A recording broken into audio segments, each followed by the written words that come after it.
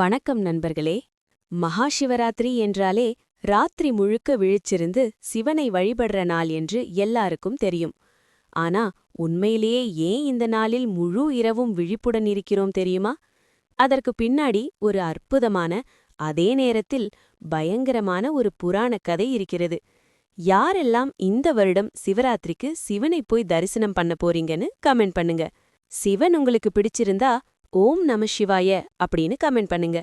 ஒரு காலத்தில் தேவர்கள் மற்றும் அசுரர்கள் அமிர்தத்தை பெற வேண்டுமென்று நினைத்தார்கள்.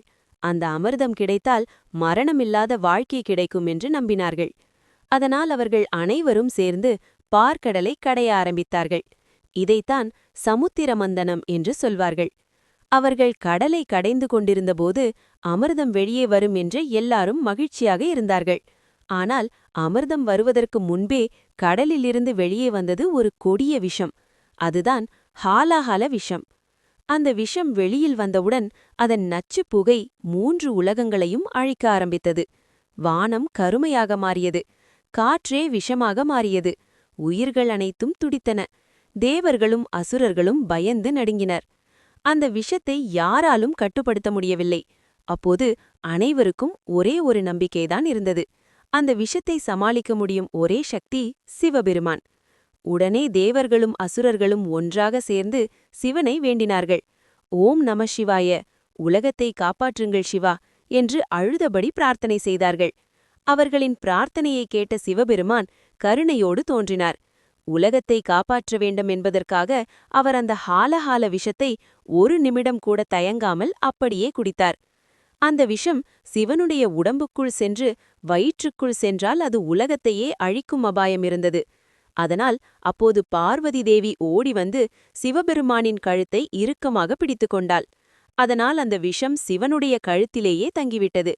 விஷத்தின் தாக்கத்தால் சிவனுடைய கழுத்து நீல நிறமாக மாறியது.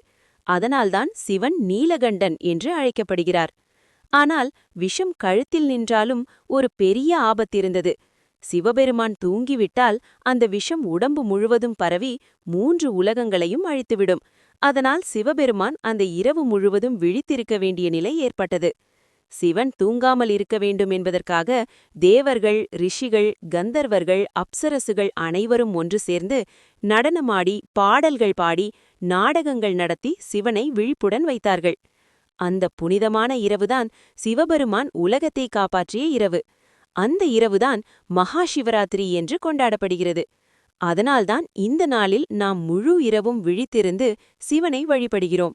சிவன் உலகத்திற்காக விழித்திருந்த அந்த இரவை நினைத்து நாமும் விழிப்புடன் இருந்து தியானம் செய்து, ஜபம் செய்து சிவனை போற்றி வழிபடுகிறோம். மகாசிவராத்திரி என்பது ஒரு சாதாரண பண்டிகை இல்லை. அது சிவபெருமானின் தியாகத்தையும் கருணையையும் நினைவு கூறும் புனித நாள். இந்த மகாசிவராத்திரியில் சிவபெருமான் உங்கள் எல்லா துன்பங்களையும் நீக்கி உங்கள் வாழ்க்கைக்கு நல்ல சக்தியையும் அமைதியையும் தரட்டும். இப்போ எல்லாரும் மனசார சொல்லுங்க. ஓம் நம சிவாய. ஓம் நம சிவாய.